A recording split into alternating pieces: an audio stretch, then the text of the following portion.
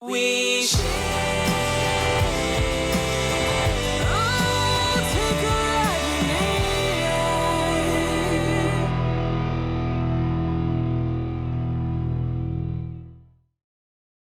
Hello, I am Deborah Mado and I welcome you to Share and Inspire, where we provide you with inspirational solutions to your situations. Now, if you're visiting this channel for the very first time or you're a regular visitor but you're yet to subscribe, maybe because you think there is a subscription fee attached, or you think that some amount of money will be deducted from your account when you subscribe. Well, I'm here to let you know the truth, which is that there is no such thing as subscription fee. All you need to do is click on that subscribe button below showing subscribe, and you would have subscribed to our channel. Well, we need you to subscribe to our channel so you help our channel grow, just as we help you grow. So kindly click on that subscribe button now, because subscription is free. Share and inspire. True stories, real people. As a child born and brought up in a very typical village called Umuhe village in then Okporahaba autonomous community in Ishialangwa local government area in Abia State, Nigeria. I was born into a family of 22 children. My father had multiple wives, and if I have counted very well, I am the 16th of the 22 children of my father.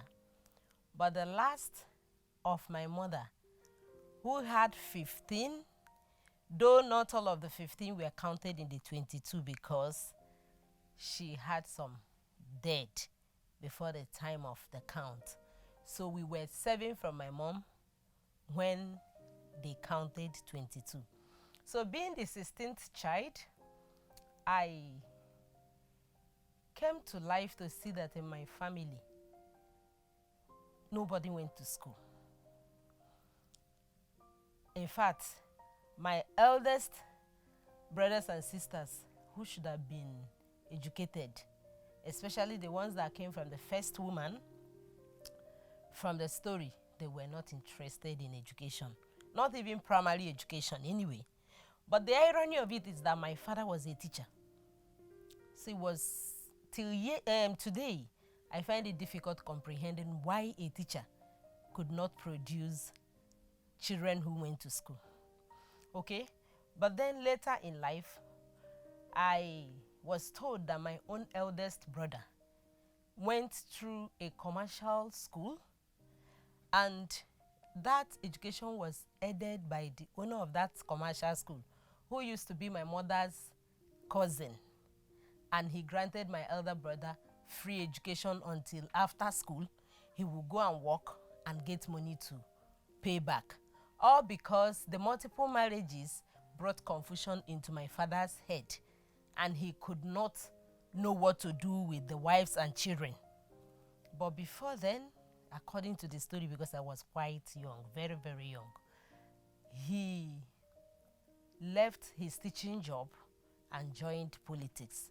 But what made me believe that, I have always said it, that I was born with a silver spoon despite all odds, is that as at 1981, when my father died, he had already completed a story building, as in decked the first decking of a story building he planned to build. And every item needed for that building to be completed, he bought before the foundation. So I had a rich father. But then I suspect that the multiple marriages confused him. I may not tell the story rightly, but it is important to know that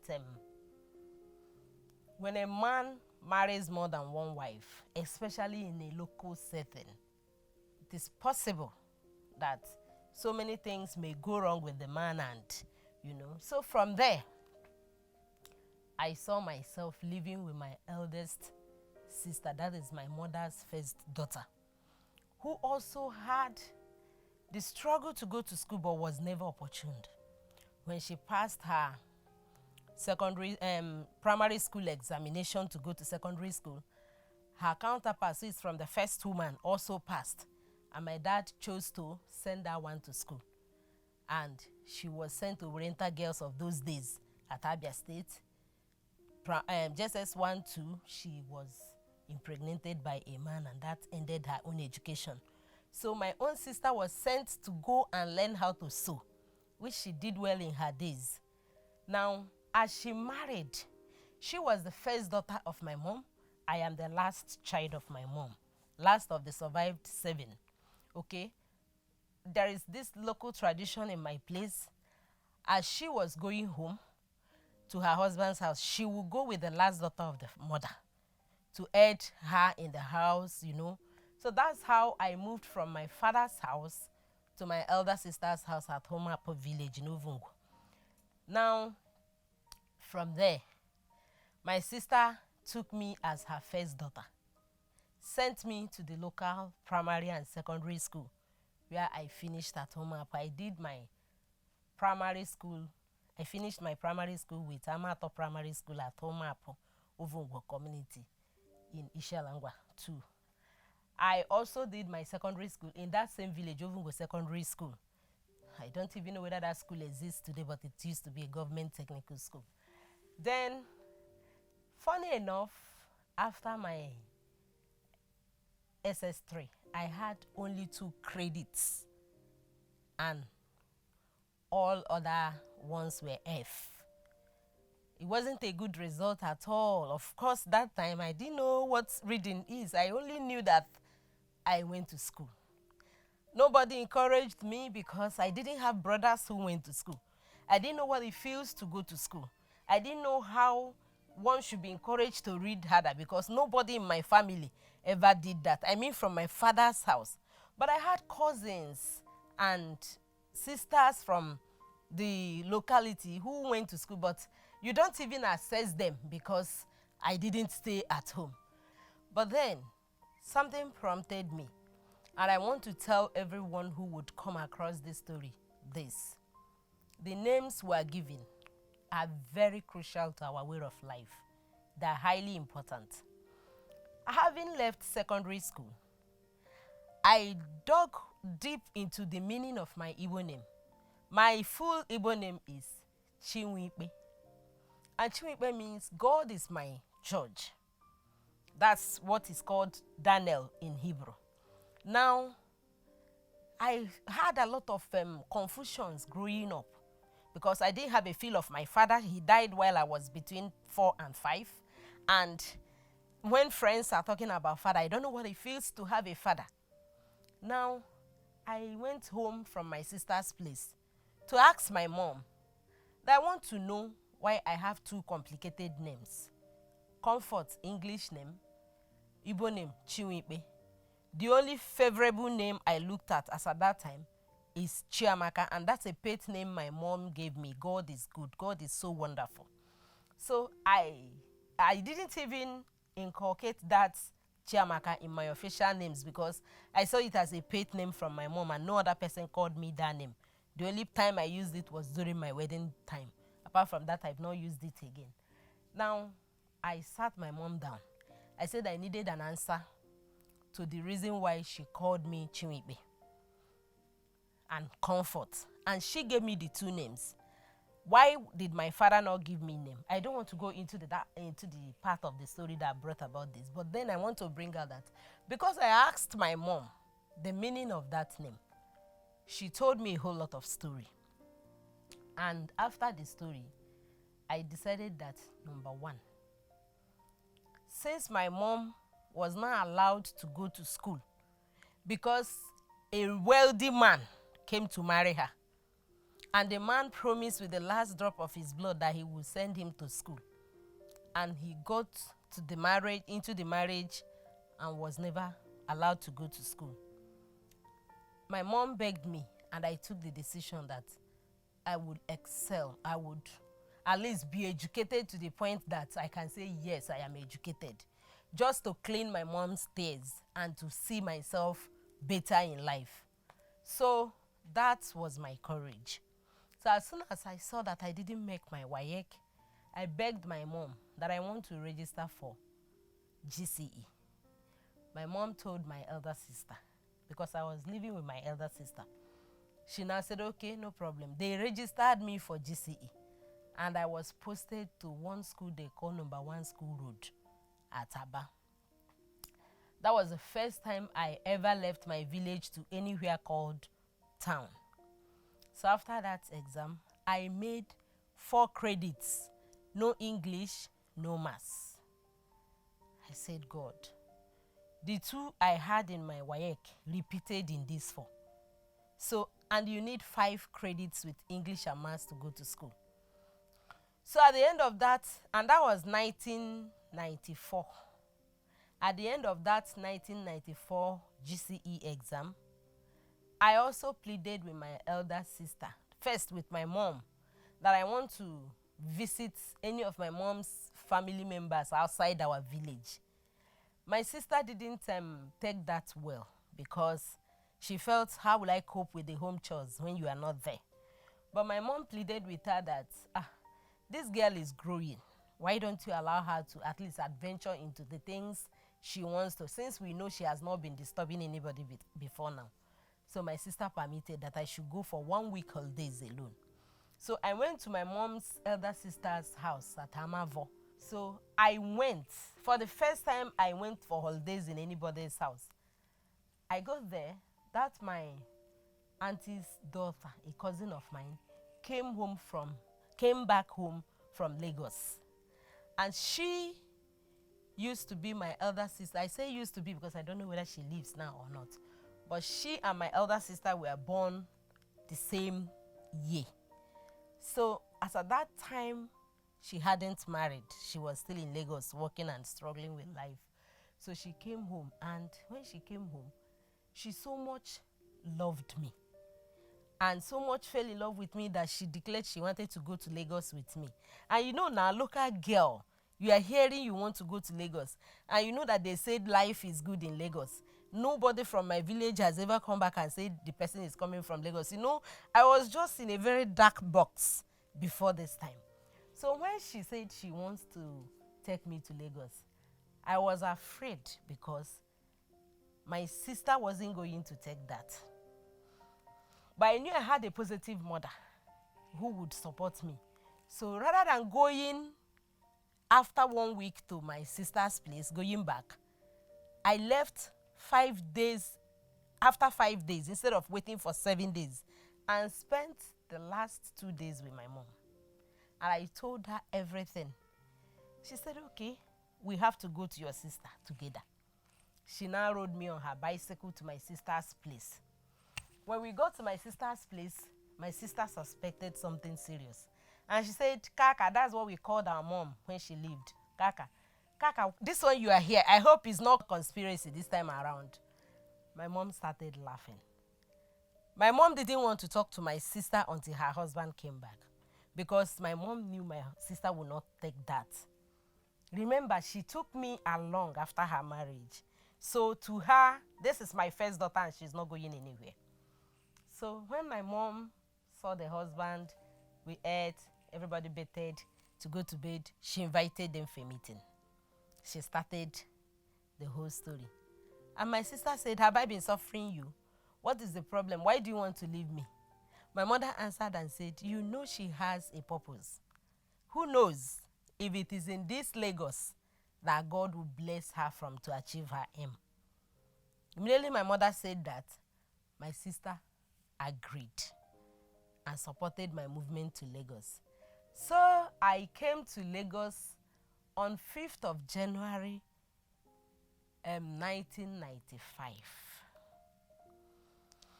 My life in Lagos was hell on earth, because that's my mother's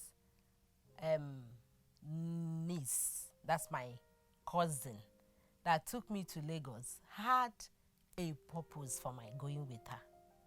But then I must not forget to tell everybody this. My mother had raised us. I have said it, my father died while I was 4.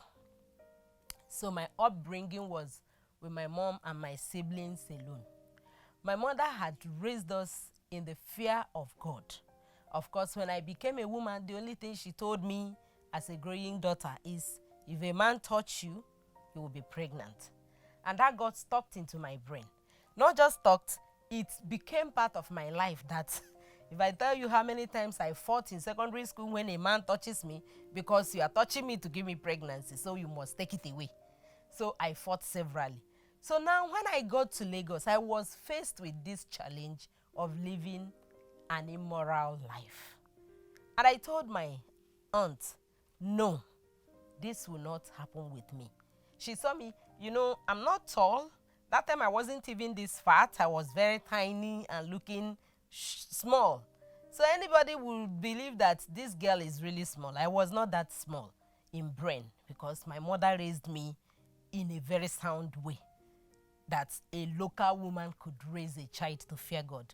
So from there, I spent only 2 weeks with my cousin in Lagos, and I had to leave her house.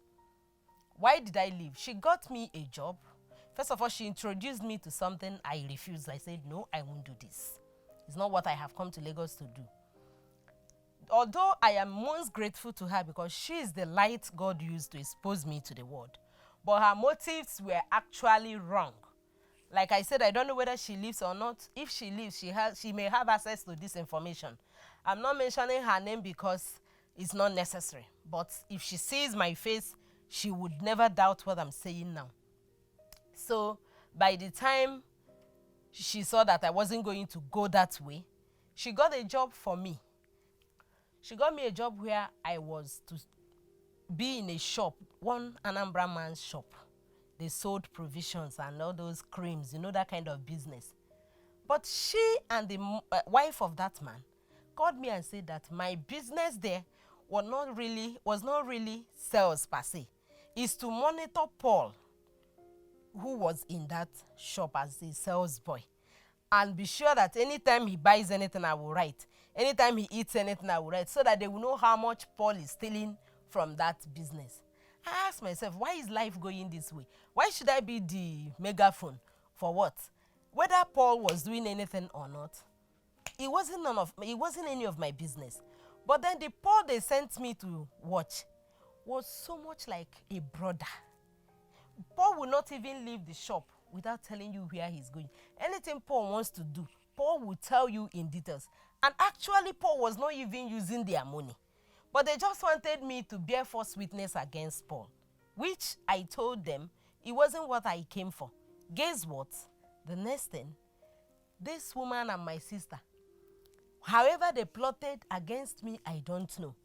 My sister came back home and saw that my mother sent some food items, stockfish, pepper, this our black fish that will grind into powder to cook with, all those things, plantain, okazi, all those. You know, a mother who just sent a young child to Lagos and she saw the eldest brother of that same auntie of mine coming to Lagos. She gave those a very large bag.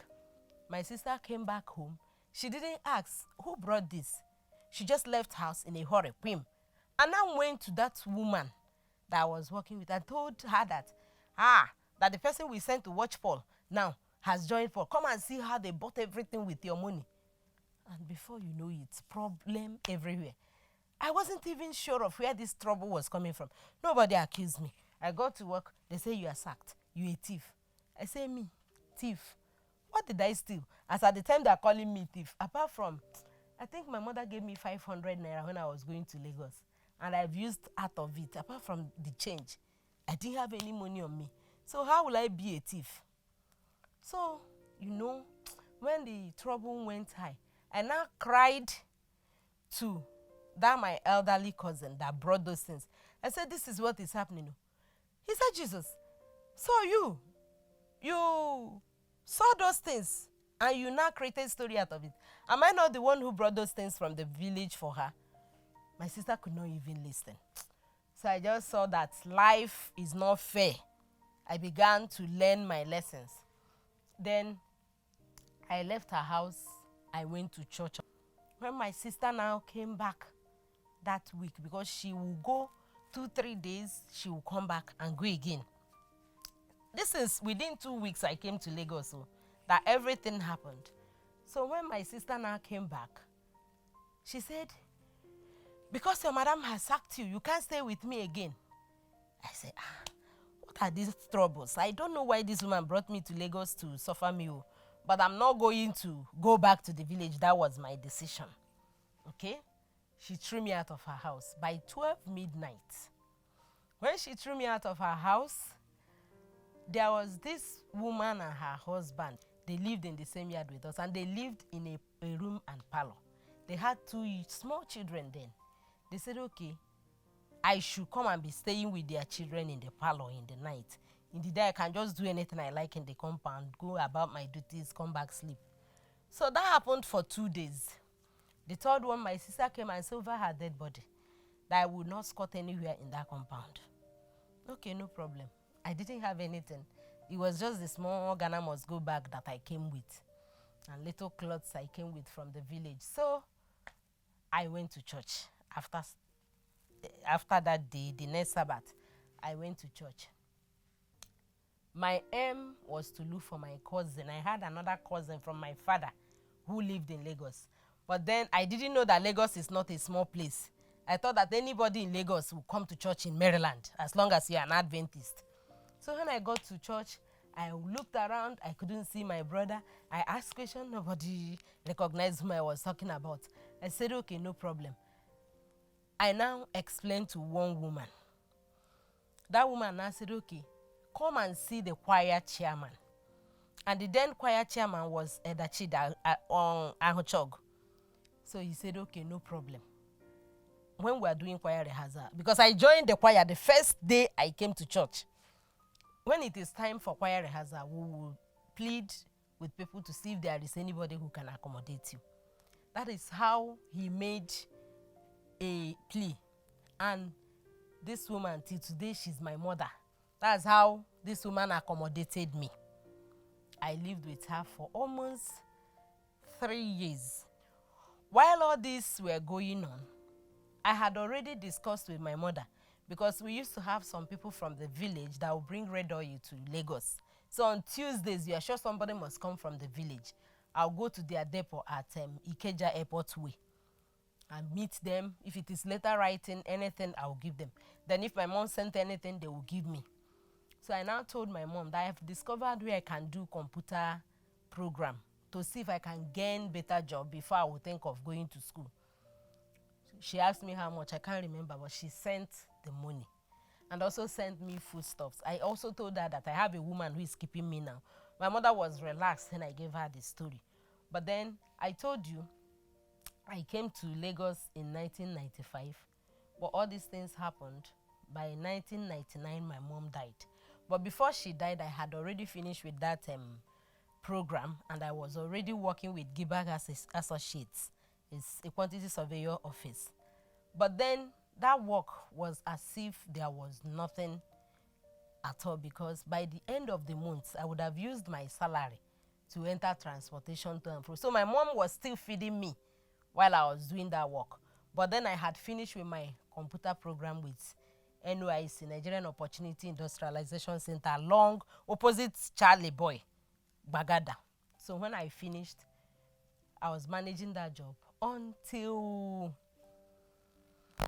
when my mom died in 1999. I realized that I didn't achieve her aim for me, which was that I should be educated. And I promised myself that I wasn't going to pursue any other thing apart from education now. So at that point, I enrolled for JAMB, made my JAMB, got admission to study economics at UNICAL, sorry. But before then, I had gotten admission to study, can I remember the course they gave me at Nekedi, Poly Nekedi. But I just didn't feel like going to Polytechnic. I felt that it was going to make me not to move fast, because nobody ever advised me about education.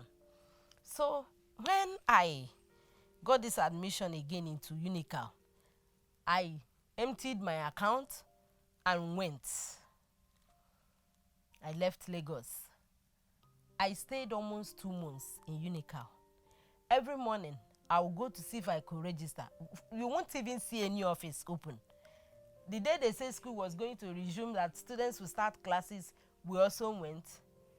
In fact, there was a stampede in that school that day. I don't know how I left Unical. Those things I went to Unical with, I didn't know where they were till tomorrow, because I didn't have opportunity of going back to where I was cutting. Everybody fled from school, and God helped, many people died. I said, is this what it's going to be for me to go to school? I left that one.